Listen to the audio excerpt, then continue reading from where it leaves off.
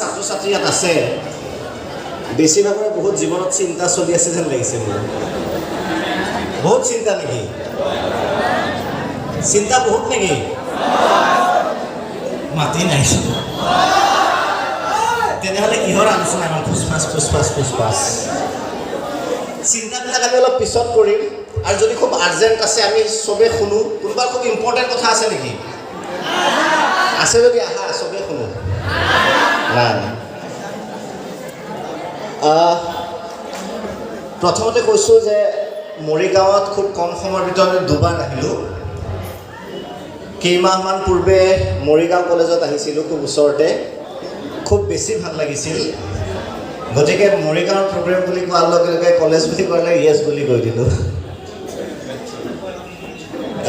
ইতিমধ্যে যি আগৰ বক্তাসকলে খুব সুন্দৰকৈ বিভিন্ন মন্তব্য আগবঢ়াইছে কথা সেইখিনিয়ে আচলতে মূল কথা তেওঁলোকে যি কৈছে যে চিন্তাৰ প্ৰয়োজন নিজক সংশোধন কৰাৰ প্ৰয়োজন আৰু নিজৰ আত্মবিশ্বাসৰ প্ৰয়োজন মূল কথা এই তিনিটাই আমাৰ ডাঙৰ সমস্যাবোৰ প্ৰথমতে সমস্যা আলোচনা কৰোঁ হ'বনে ডাঙৰ সমস্যাটো হ'ল যিসকল ছাত্ৰ ছাত্ৰী আমি কলেজ পঢ়ি আছোঁ হাই ছেকেণ্ডেৰী পঢ়ি আছোঁ আটাইতকৈ ডাঙৰ সমস্যা মই যিটো চিন্তিত কৰিছোঁ সেইটো হ'ল উদ্দেশ্যটো নাজানে মই যদি ইয়াত সোধোঁ 90% ল'ৰা ছোৱালীক যদি মই ইয়াত মাতি আনি সোধোঁ বিদ্যাজ্যোতিত কিয় পঢ়িছা অমুক কলেজত কিয় পঢ়িছা ছাৰ ঘৰত থাকি কি কৰিব আৰু ঘৰত থাকি কি কৰিব গতিকে মেট্ৰিক পাছ কৰিলে কলেজত এডমিশ্যন ল'ব লাগে সেইবাবে আমি এডমিশ্যন লৈছোঁ অনেষ্টলি 90 বা 95% ছাত্ৰ ছাত্ৰীয়ে কলেজত এইকাৰণে এডমিশ্যন লয় হয়নে নহয়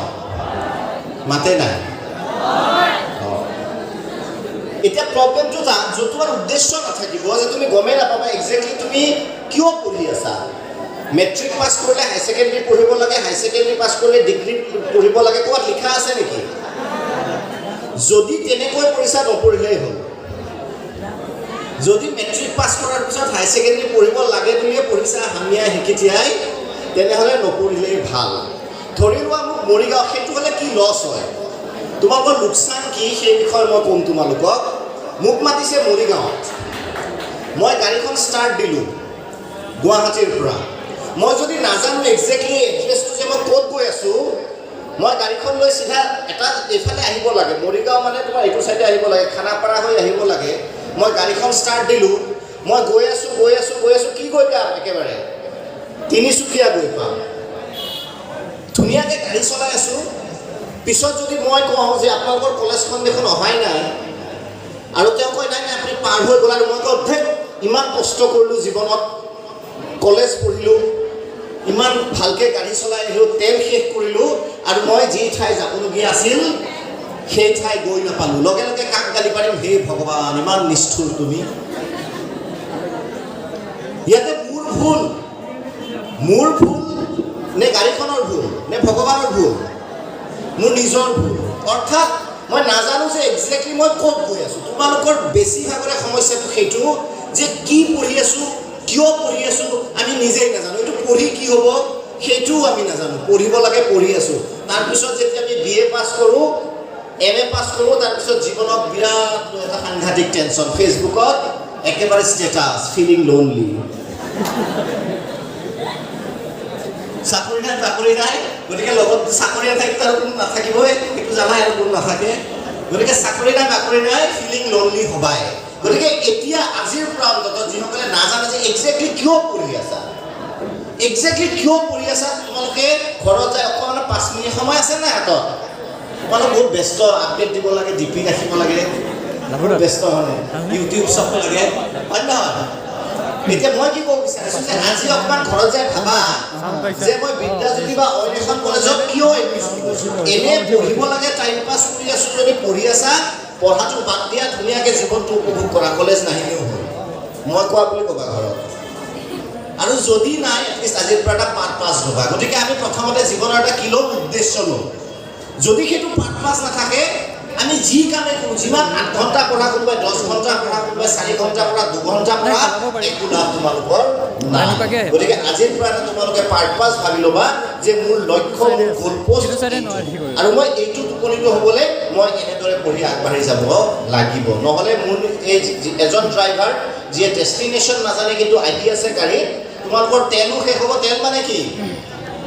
যি শক্তি আছে তোমালোকৰ এইটো বয়সত, সেই শক্তিও নাথাকিব এটা টাইমত, ইমান চিন্তা কৰাও একো নাথাকিব, জীৱনটো যায় এটা ডাঙৰ কি হ'ব? গল্লা। গল্লা মানে জানা নাজানা? আচ্ছা, এতিয়া বহুতে আমাৰ আৰু যিটো মূল আৰু এটা সমস্যা, নিজক বুজি নাপাওঁ। মই যদি ইয়াত কাৰোবাক কওঁ, ইয়াৰে কোনোবা বহি আছে, তোমালোক গৈ ভৱিষ্যতে এজন খুব ভাল IAS অফিচাৰ হ'বা, মেক্সিমামৰ ৰিয়েকশ্যনটো হ'ব ছাৰ কি কয় বোলে, ভাবাই নাই। লগে লগে আমি যদি কওঁ যে তোমালোকে ভাল কিবা এটা হ'বা, কেৱল পঢ়াৰ ক্ষেত্ৰতে নহয়, এনেকুৱা নহয় যে কেৱল পঢ়িয়ে ডিগ্ৰী পাছ কৰি যে চাকৰিয়ে কৰিব লাগিব, তেনেকুৱাও নহয়। কোনোবাই ভাল গান গোৱা বোলে, নহয় তুমি ভাৰতৰ নেক্সট শ্ৰেয়া ঘোষাল হ'বা। ইচ্ছা লাজ দিয়ে কিয়? অভিনয় তেনেকুৱা হ'ব পাৰে, তুমি নেক্সট ভাৰতৰ ভাল এজন ইৰফান খান হ'বা, কোনোবা নৱাজুদ্দিন ছিদ্দিকী হ'বা। তোমালোকে ক'বা ছাৰ মোক বেলেগ কথা কওক কিবা। এইটো কিহৰ কাৰণে হয় জানানে? আমি নিজক চিনি নাপাওঁ। এটা হাতী আছিল ক'ত? মৰিগাঁৱত। মৰিগাঁৱত এটা হাতী আছিল, আৰু হাতীটোক পাতল ৰছী এডালেৰে বান্ধি থৈ দিয়া হৈছিল ভৰিত, আৰু অমিতা গছ এডালত আনফালে, এফালে কি হাতীৰ ভৰি, আনফালে সেই এডোখৰ পাতল ৰছীৰে অমিতা গছত বান্ধি থৈ দিয়া হৈছে। মোৰ নিচিনা এজন স্মাৰ্ট মানুহে দেখিলে, হয় নহয়? মোৰ নিচিনা এজন স্মাৰ্ট মানুহে দেখিলে, দেখি সাংঘাতিক কাৰবাৰ দেখিতো একদম হাঁহি উঠিল। বোলে হৰা, যোনে বান্ধি থৈছিল তেওঁৰ ফালে চালোঁ, কি আছে নাই কিবা?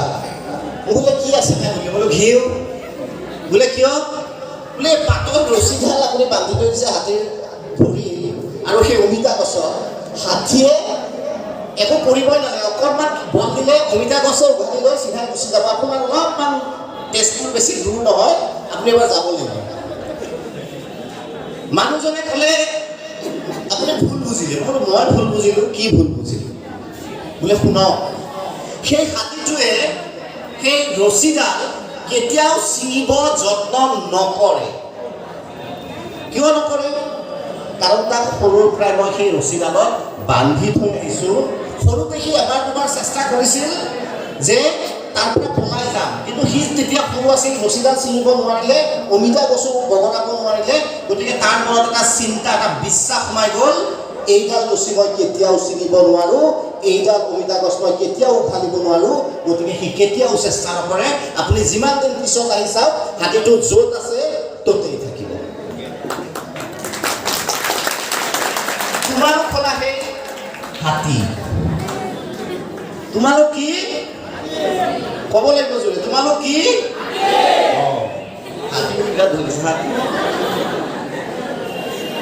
তোমালোক কিয় হাতী?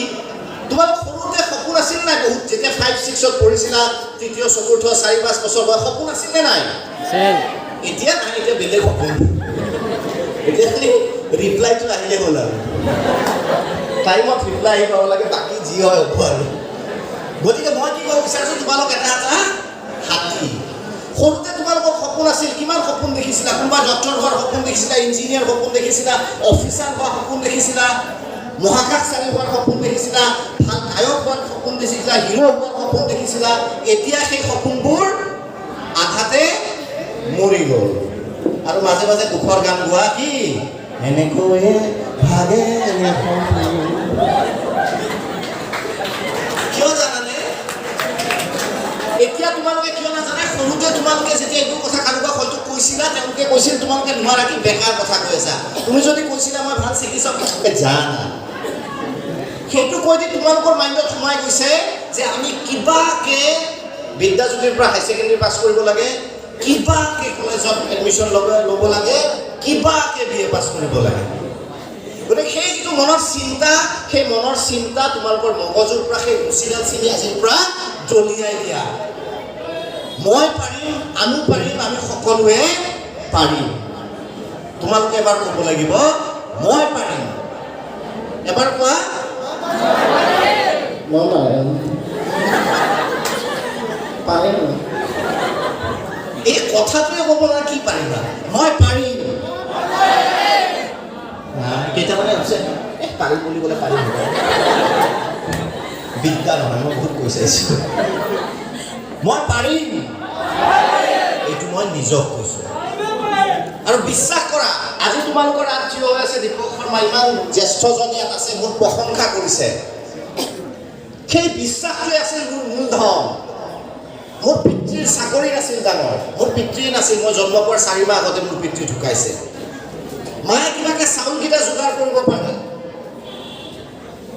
তাৰপিছত মাৰ্কশ্বিটত নম্বৰ নাই পকেটত টকা নাই মাৰ্কশ্বিটত 80 নম্বৰ নাই 90 নম্বৰ নাই 95 নাই জীৱনটো সদায় 50 আৰু 65ৰ ভিতৰতে থাকি গ'ল তাৰপিছতো কিন্তু মনত এটা বিশ্বাস আছিল যে জীৱনত এনেকুৱা এটা কাম কৰিম এনে কিবা এটা কৰিম য'ত সমাজত মই স্বীকৃতি লাভ কৰিম মোৰ মাৰ্কশ্বিটৰ নম্বৰে মোৰ ভৱিষ্যত নিৰ্ধাৰণ নকৰে মোৰ দেউতা কিমান ধনী মোৰ দেউতাই মোৰ বাবে কিমান টকা থৈ গৈছে সেইটো নিৰ্ধাৰণ নকৰে মই আত্মবিশ্বাসী হ'ম আৰু সেইবাবে আজি তোমালোকৰ সন্মুখত বহি আছোঁ গতিকে সেইবাবে সেই যে মই কৈছোঁ যে মই পাৰিম এই চিঞৰটো মনৰ ভিতৰৰ পৰা আহিব লাগিব আৰু যি ছাত্ৰ ছাত্ৰীৰ মনৰ ভিতৰৰ পৰা এই চিঞৰটো নাহে সি কেতিয়াও আগুৱাই যাব নোৱাৰে আমাৰ নেতিবাচক চিন্তা বহুত যেতিয়া পৰীক্ষা হয় 95%ৰ চিন্তা কি জানানে হে সৰস্বতী কিবাকে ফাৰ্ষ্ট ডিভিজন ঘৰত গালি নাখাওঁ আমি যেতিয়া মেট্ৰিক হাই ছেকেণ্ডেৰী দিওঁ বেছিভাগৰে চিন্তা বা যিসকল পঢ়াত বেছি প্ৰেছাৰাইজ ৰাতিপুৱা এগিলাচ গধূলি এগিলাচ গাখীৰ দিয়ে ঘৰত মানে এই যে ষ্টেণ্ড কৰে ইফালে মাকে চুমা খাব ইফালে দেউতাকে চুমা খাব ফটোখন প্ৰতিদিনত আহিব সেইসকলে ভাবিব কিবাকে ষ্টেণ্ডত লগাই দিলে হ'ল 20 নম্বৰত ওলমি থাকিলেও কথা নাই আৰু নেক্সট কিছুমানৰ থাকিব মোৰ নিচিনা এটা প্ৰজাতিৰ কিবাকে ৰোল নাম্বাৰটো থাকিলে হ'ল আৰু কচম পাৰ্টি দিম চবকে এই চিন্তাটো হ'লে নহ'ব মই ফাৰ্ষ্ট ডিভিজন পামেই মই কিবাকে পালেই হ'ল আৰু মই ফাৰ্ষ্ট ডিভিজন পামেই এই দুটা চিন্তাৰ মাজত এটা ডাঙৰ পাৰ্থক্য আছে মই কিবাকে ষ্টেণ্ড কৰিলে হ'ল মই ষ্টেণ্ড কৰিম এই দুটা চিন্তাৰ মাজত এটা ডাঙৰ পাৰ্থক্য আছে কিবাকে মই জীৱনটোত সফল হ'ব পাৰিলেই হ'ল মই জীৱনত সফল হ'মেই এই দুটা চিন্তাৰ মাজত পাৰ্থক্য আছে আৰু যিয়ে এই দুটা চিন্তাৰ মাজত পাৰ্থক্যটো বুজি পায় তাক সফল হোৱাৰ পৰা পৃথিৱীৰ কোনো শক্তিয়ে কেতিয়াও বাধা দিব নোৱাৰে মামা পেহীয়েও দিব নোৱাৰে দুজন ভাই ককায়েক আছিল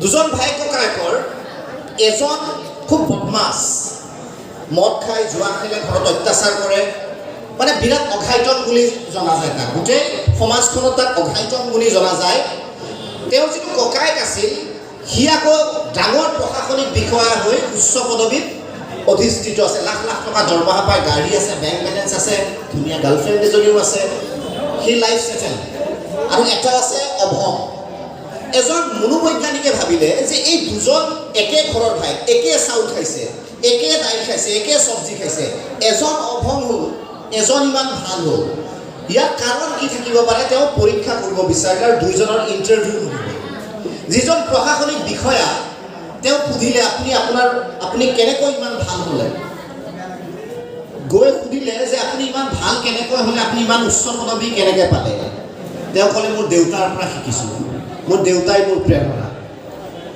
তাৰপিছত সেই যিজন খুব উদ্ভণ্ডালি কৰা ল'ৰা আছিল সুৰাপান কৰা ল'ৰা আছিল তাক গৈ সুধিলে আপুনি কিয় ইমান বদমাছ হ'ল মই মোৰ দেউতাৰ কাৰণে ইমান বদমাছ হ'লোঁ দুইজনৰ প্ৰেৰণাৰ স্ৰোত কোন প্ৰেৰণা নিগেটিভো হ'ব পাৰে দুইজনৰ প্ৰেৰণা কোন দেউতা তাৰমানে দেউতা অত্যন্ত সুৰাপায়ী আছিল জুৱা খেলা আছিলে সদায় ঘৰত আহি মাকক অত্যাচাৰ কৰিছে সেই দৃশ্যটো দেখি সৰু ল'ৰাজনে দেউতাকৰ নিচিনা হ'ল কিন্তু ডাঙৰ ল'ৰাজনে সেইটোৰ পৰা ইনস্পিৰেশ্যন পালে যে মই দেউতাৰ দৰে কাকতী নহওঁ গতিকে সিচুৱেশ্যন যি আহে সেইটো তোমালোকৰ হাতত সেইটো ভাল হিচাপে ল'বা নে বেয়া হিচাপে ল'বা এতিয়া এক্সকিউজ বহুত আছে যদি তোমালোকৰ যেতিয়া 25-30 বছৰ হ'ব কোনোবাই যদি সুধিব যে জীৱনত আপোনাৰ ধৰক বিশেষ একো নহ'ল তাৰ কাৰণ কি তোমালোকৰ একোবা বাহানা আছে না? তোমালোকৰ একোবা কি আছে? বাহানা আছে, আৰু এই বাহানাই তোমালোকৰ সহায় জীৱনত। একো নহ'লে কি হ'ল? বাহানা নহয়। কোনোবা ক'বা আমাৰ ঘৰৰ পৰিস্থিতি একদম বেয়া আছিল, আমাৰ দেউতা খেতিয়ক।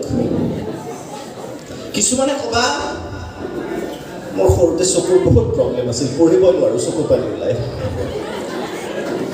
কিছুমানে ক'বা আমাৰ ঘৰৰ ওচৰত পঢ়াৰ পৰিৱেশেই নাই, মদ ভাং যোৱা ড্ৰাগছৰ ঘাটি। এই যিবোৰ এক্সকিউজ, সেইবোৰ আমাৰ মাইণ্ডত কি থাকে? ৰেডিমেড থাকে। কোনোবাই ক'বা মই অসমত জন্ম পালোঁ, মই মৰিগাঁৱত জন্ম পালোঁ, মই যদি আমেৰিকাত জন্ম পালোহেঁতেন। তুমি আমেৰিকাত জন্ম পালে তেনেকৈ থাকিলা হয় বিদ্যা। এই আমাৰ এক্সকিউজবিলাক বহুত আছে। আমাৰ কি আছে? কিছুমানক কয় মই সুবিধা নাপালোঁ, পঢ়াৰ কাৰণে সুবিধা নালাগে, পঢ়াৰ কাৰণে এটা মন লাগে, যি মনে তোমাক আগুৱাই যাবলৈ সহায় কৰে। যদি পঢ়াত সুবিধা পাই পঢ়িলেহেঁতেন APJ আব্দুল কালাম ছাৰ আজি পৃথিৱীৰ সৰ্বশ্ৰেষ্ঠ বৈজ্ঞানিক নহ'লহেঁতেন।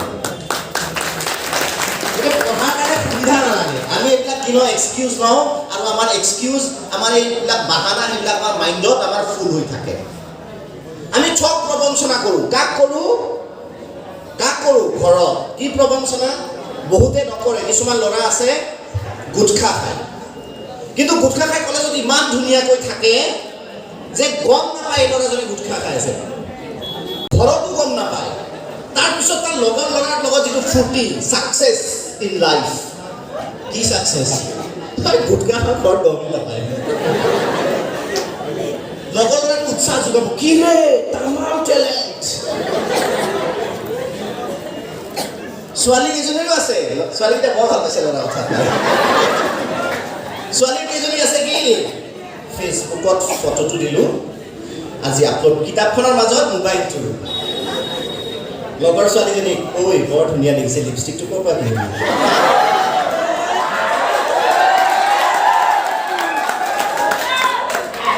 চিন্তা হ'ব কি? ঐ চুলি মজা কাটিলেও, নতুন পাৰ্লাৰ নেকি? তাৰপিছত বিৰাট ছাকচেছ, মাকে মাতিব ভাত খাবলৈ, এবাৰত নামাতে, মানে পঢ়ি আছে, বিৰাট গুৰুত্ব চলি আছে। ভাত খাবলৈ গৈছোঁ। এই যিটো আমি ঠগ প্ৰবঞ্চনা কৰোঁ, এই ঠগ প্ৰবঞ্চনাত আমি আচলতে আমাৰ মা দেউতা বা আমাৰ জ্যেষ্ঠজনক নকৰোঁ, আমি ঠগ প্ৰবঞ্চনা কাক কৰোঁ? নিজক কৰোঁ। এই গুটখা খাই যে আমি মাৰ পৰা লুকুৱাইছোঁ, একো নহয়, ডাঙৰ কথা নহয়, মায়ে গম নাপালে, পাপায়ে গম নাপালে, কিন্তু ভিতৰত যিটো লিভাৰ আছে ইটো গম পাই আছে ভাই। ভিতৰত যিটো লিভাৰ আছে সি জমা কৰি আছে, 1 পেকেট গুটখা অকণমান দাগ লাগিল, 2 পেকেট গুটখা দাগ লাগিল। লিভাৰটোৱে হিচাপ লৈ আছে, আৰু এদিন লিভাৰটোৱে এটা ডাঙৰ এনেকুৱা মেডিকেল বিল বাহিৰত উলিয়াই দিব গুটখা খোৱাৰ। গতিকে আমি নঠগোঁ, মানে এইটো বয়সত স্বাভাৱিক হয়। মোৰো হৈছিল, কিমান ঠগিছিলোঁ ঘৰত, এতিয়া গম পালোঁ তাতকৈ আধা নিজে ঠগ খাইছিলোঁ। গতিকে এইটো বয়সত আমি যিটো মা দেউতাক ঠগাৰ প্ৰৱণতা, এই প্ৰৱণতাই কিন্তু আমি নিজক ঠগি থাকোঁ। সেইকাৰণে এটা কাম কৰিবা, যি কাম কৰা, মই গুটখা নাখাবা বুলি ক'লে যিসকলে খাই বন্ধ হৈ নাযায়, যিসকলে মোবাইলত বেছি সময় নষ্ট কৰে নহয়, কিন্তু অনেষ্ট কৰিবা ঘৰত। বোলে দেউতা মোৰ গুটখা খাব মন গৈছে, মই খাম, তাৰপিছত দুটা কান্তলি পাবা, বেলেগ কথা। যিসকলে মোবাইলত পঢ়াৰ সময়ত ব্যস্ত থকা, কিতাপখন বন্ধ কৰি থবা। At least don't lie Euro parents. তোমাৰ অভিভাৱকক তোমালোকে মিছা কথা নক'বা, নহ'লে পিছত গৈ ৰিগ্ৰেট হ'ব, মা দেউতাক ঠগাওঁতে মই জীৱনটোতে ঠগ খাই গ'লোঁ। গতিকে আজিৰ পৰা আমি কাকো ঠগ প্ৰবঞ্চনা নকৰোঁ, বিশেষকৈ নিজৰ পিতৃ মাতৃ। আৰু মিছা কথা ক'ব নাপায়, মিছা কথা ক'ব লাগে, বন্ধুক ক'ব। মিছা কথা কাক ক'ব পায়? মিছা কথা কাক ক'ব পায়? কৈ থাকিবা। মইতো আগতে তামাম কৈছিলোঁ, কিবা এটা সৰু কথা হ'লে বঢ়াই ইমান ডাঙৰ। কিন্তু নিজৰ শিক্ষক শিক্ষয়িত্ৰী কেতিয়াও মিছা কথা নক'বা, ডাঙৰ বিপদত পৰিবা। এটা সৰু সাধু কওঁ, সাধুটো বহুতেই জানা, যি কোনোবাই যদি শুনিছা। 4জন ল'ৰা আছিল, বিৰাট চতুৰ, এই লাষ্টৰ 4জনৰ নিচিনা, একদম চুকত বহি আছে যে।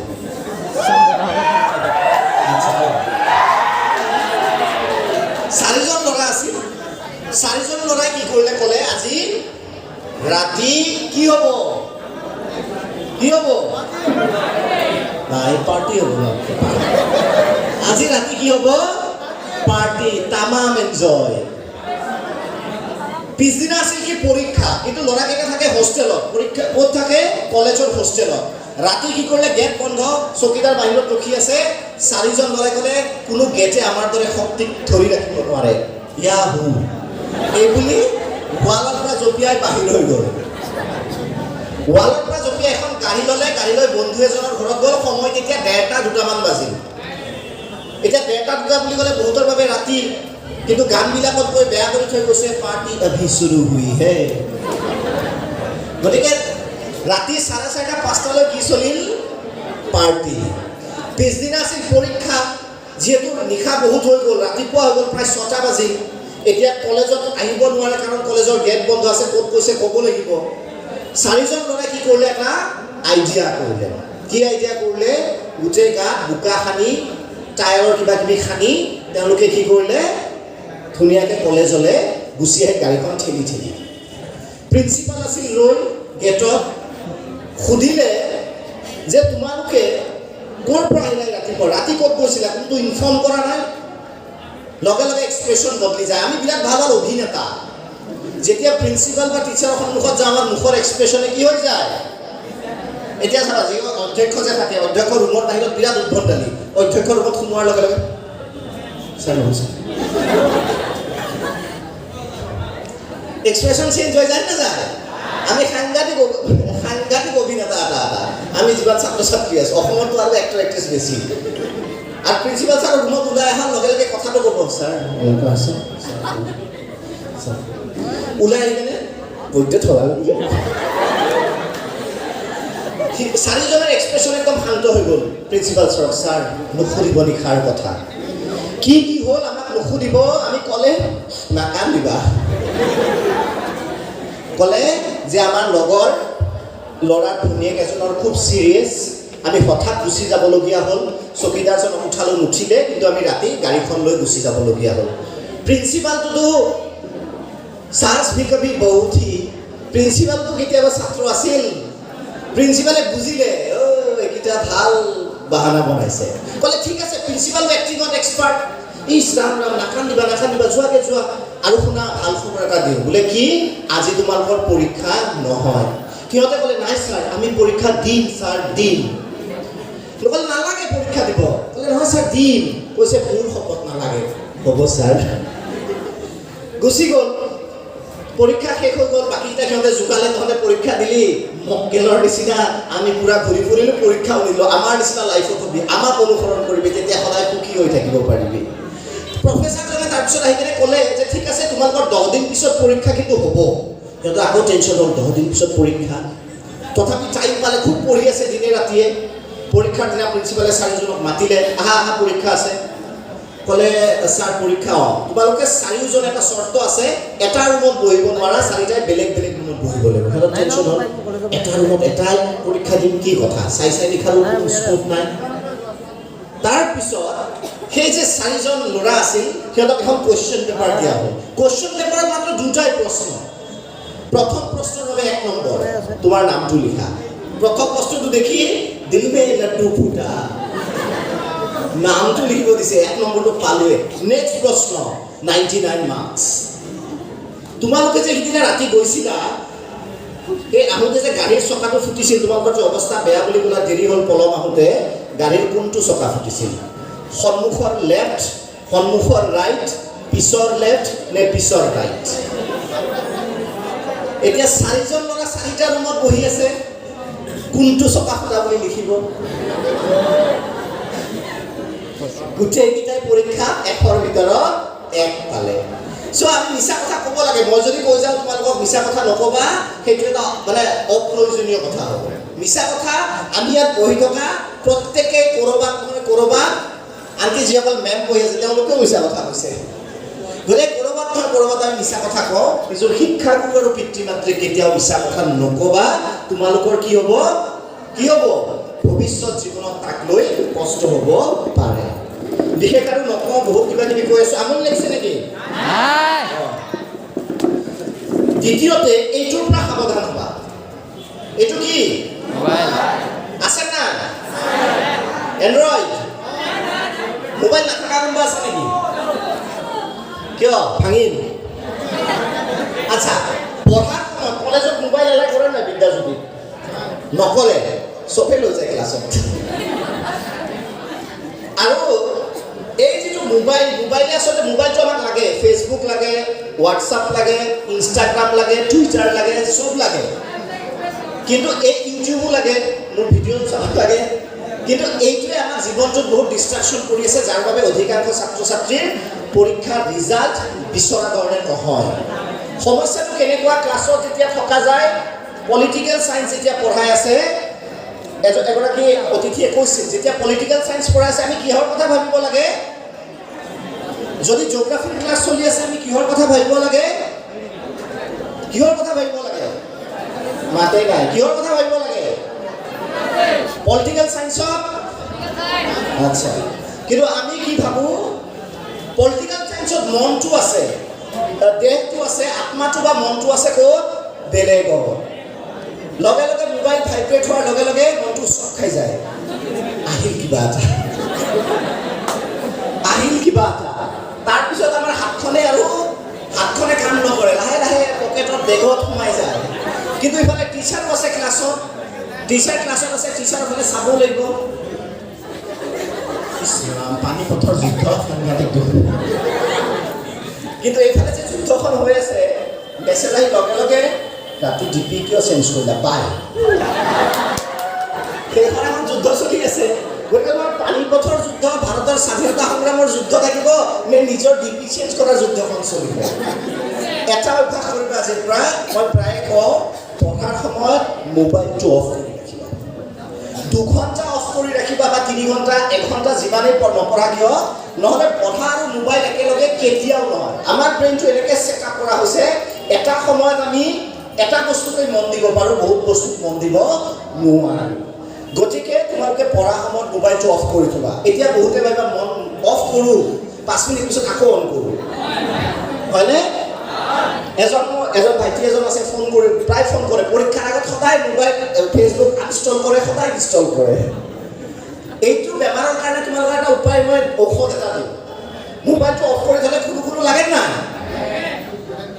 সদায় মোবাইল এখন বহি বনাবা শুবৰ সময়ত এটা লিখিবা আজি ইমান তাৰিখ আজি গোটেই দিনটোত মোৰ মোবাইলত কিমান মেছেজ আহিছে কিমান নটিফিকেশ্যন আহিছে যে আজি বৰ্ণালীয়ে মোক হাই দিছে মই হেল্ল' দিছোঁ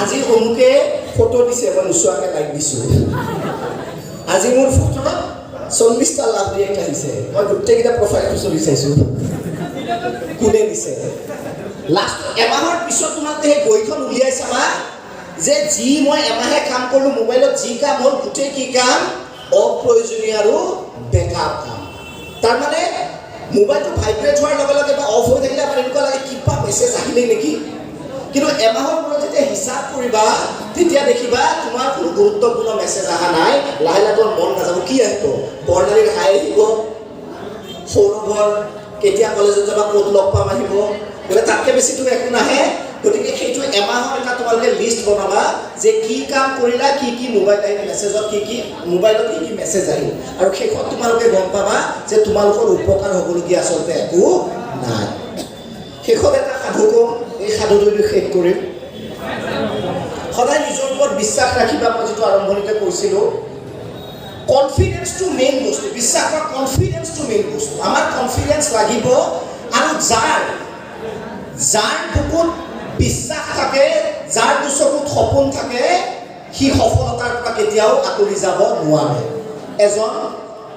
এটা সৰু ল'ৰা আছিল 6-7 বছৰীয়া ল'ৰাজন দেখিবলৈ সাংঘাতিক কুৎসিত একেবাৰে কুৎসিত যাক দেখিলে মাক বাপেকেও বেয়া পায় মাক বাপেকেও কয় যে মই কিবা পাপ কৰিছিলোঁ যাৰ ফলত এই ল'ৰাটো জন্ম পাইছে সি সদায় দুখী মনেৰে থাকে সদায় সি ডিপ্ৰেছ হৈ থাকে সদায় ভাবে মই জীৱনত একো কৰিব নোৱাৰিম নেকি মোক চবেই গালি পাৰে তাৰ কোনো ফ্ৰেণ্ডো নহয় তাৰ কোনো বন্ধুও নাই যাৰ সৈতে কথা পাতিব পাৰে কাৰণ সি দেখাত ইমান বেয়া এবাৰ সেই ল'ৰাজন থকা গাঁওখনত এখন মেলা লাগিল কি লাগিল তাত এজন বেলুন বিক্ৰেতাই ধুনীয়া ধুনীয়া বেলুন বিক্ৰী কৰি আছে তাত কি দিয়ে গেছ দিয়ে বেলুনটোত গেছ দিয়াৰ লগে লগে আকাশলৈ উৰি যায় ৰঙা নীলা হালধীয়া বিভিন্ন ধৰণৰ বেলুনত গেছ দিয়ে আকাশলৈ উৰি যায় ল'ৰা ছোৱালীবিলাকে ভাল পায় আৰু তাৰ পৰা বেলুন কিনিব আহে খুৰা মোক এটা বেলুন দিয়ক কিনে ল'ৰাটোৱে দূৰৰ পৰা চাই আছিল যে এওঁ ৰঙা নীলা হালধীয়া চোৱাচোন বেলুনৰ ৰং ক'লা নাই আছে নে কি ক'বা আছেনে ক'লা ৰঙৰ বেলুন সাধাৰণতে নাথাকে চব কালাৰ থাকে সাধাৰণতে ক'লা ৰঙৰ বেলুন নাথাকে ক'লা ৰঙৰ বেলুনটো সি ভাবিলে যে ৰংটো যে ক'লা অলপ বেয়া মোৰ নিচিনা সেইকাৰণে এই ক'লা বেলুনবোৰ আকাশত নুৰে চাগে সেইকাৰণে বিক্ৰী কৰা নাই তথাপিও আমন জীৱনকৈ গৈ সেই বেলুন বিক্ৰেতাজনক সুধিলে খুৰা কথা এটা সুধো আপুনি বেয়া পাব নেকি বেলুন বিক্ৰেতাজনে ক'লে নাই বাবা বেয়া নাপাওঁ কি সুধিব বিচাৰিছা সোধা বোলে খুৰা আপুনি যে ওপৰত আকাশত বেলুন হিলিয়াম গেছ দি কিনে আকাশত বেলুনবোৰ উৰুৱাই আছে ৰঙা নীলা হালধীয়া আপুনি ক'লা বেলুনত কিয় গেছ দিয়া নাই ক'লা বেলুন আকাশত নুৰে নেকি ৰংটো যে ক'লা কোনে ক'লে তোমাক বোলে নহয় খুৰা সৰুৰ পৰাই মোক সকলোৱে গালি পাৰি থাকে মই বোলে দেখিবলৈ বেয়া মই দেখিবলৈ ভাল নহয় মই জীৱনত একো কৰিব নোৱাৰোঁ তেতিয়া সেই বেলুন বিক্ৰেতাজনে ক'লা বেলুন এটা ল'লে তাত হিলিয়াম গেছ ভৰালে আৰু লগে লগে ক'লা বেলুনটো আকাশৰ ফালে উৰা মাৰিলে সৰু ল'ৰাটো আচৰিত হ'ল জীৱনত কাহানিও নেদেখা এটা দৃশ্য ক'লা বেলুন আকাশত উৰিছে সুধিলে খুৰা ক'লা বেলুন আকাশত উৰে মই আচৰিত হ'লোঁ তেতিয়া সেই বেলুন বিক্ৰেতাজনে ক'লে বাবা শুনা এই যে আকাশত বেলুনবোৰ উৰিছে বাহিৰত থকা ৰঙা নীলা হালধীয়া ৰঙৰ বাবে নহয় ভিতৰত থকা গেছৰ বাবে অৰ্থাৎ ভিতৰত থকা গুণৰ বাবে যি গেছ বায়ুতকৈ পাতল তাৰ সেই ভিতৰত থকাৰ কাৰণে সি আকাশত উৰিছে অৰ্থাৎ বাহিৰত তোমাৰ ৰং কি সেইটো মেটাৰ নকৰে ভিতৰত যদি তোমাৰ গুণ থাকে তুমি এদিন আকাশ চুবাই আকাশৰ ফালে গতি কৰিবা কোনো তোমাক ৰখাব নোৱাৰে সেইকাৰণে আজিৰ পৰা এইটো বাদ দিবা যে মোৰ দেউতাই কি কৰে মায়ে কি কৰে মোৰ খুৰাই কি কৰে এইবোৰ বাদ দিবা আৰু নিজৰ যিটো গুণ তাত তোমালোকে আগবাঢ়ি যাবা আৰু আনৰ কথা ভাল কথা ক'লে গুৰুত্ব দিবা বেয়া কথা ক'লে গুৰুত্ব নিদিবা হিন্দীত খুব ভাল এটা গানৰ এটা শাৰী আছে মই প্ৰায় কওঁ মই খুব ভাল পাওঁ মোক কোনোবাই গালি পাৰিলেও ডাইৰেক্ট ইউটিউবত গালি পাৰিলেও ক'ৰবাত চিধা গালি পাৰিলেও মই মনতে ভাবি সেই কথাষাৰ কওঁ কি कुछ तो लोग कहेंगे लोगों का काम ही है कहना মানুহেতো কিবা ক'বই মানুহৰ কামেই হ'ল কিবা কোৱা কাৰণ কিয় আমাৰ বেছিভাগ যেতিয়া আমি কামত ওলাই যাওঁ আমাক কোনে বেছি নেতিবাচক কথা কয় আমাৰ ওচৰ চুবুৰীয়াই মামা পেহা পেহী আমাক বহুত ডিছকাৰেজ কৰে নকৰে কোনোবাই যদি ভাল গান গায় গানত প্ৰেক্টিছ কৰে মামা মাহী পেহা পেহীয়ে কৈ কি দিছা এইবিলাক হাৰমনিয়াম গান গাই কি কৰিব এনেকুৱা ধৰণৰ নেতিবাচক কথা আমাক বহুত কয় সেই নেতিবাচক কথাৰ ওপৰত গুৰুত্ব নিদিবা আজিৰ পৰা মই ফাৰ্ষ্টতে যিটো কৈছিলোঁ জীৱন এটা লক্ষ্য বাছা বিদ্যাজ্যোতিত কিয় পঢ়ি আছা বেলেগ এখন মহাবিদ্যালয়ত কিয় পঢ়ি আছা তোমাৰ ভৱিষ্যত গ'লটো কি আজি সেই গ'ল পোষ্টটো ৰেডি কৰা তাৰপিছত জীৱনৰ ফুটবল খেলা ধন্যবাদ জ্ঞাপন কৰিছোঁ বিদ্যাজ্যোতি কনিষ্ঠ মহাবিদ্যালয়সমূহ কৰ্মকৰ্তাক যিসকলে এই সুবিধাখন দিলে আৰু মৰিগাঁও কলেজৰ বহুতে মেছেজ দিছিল আহিছে চাগে আপোনালোককো বহুত ধন্যবাদ জ্ঞাপন কৰিছোঁ মোৰ নিচিনা সাধাৰণ মানুহ এজনৰ কথা শুনিবলৈ আপোনালোকে সময় নষ্ট কৰি আহিছে ধন্যবাদ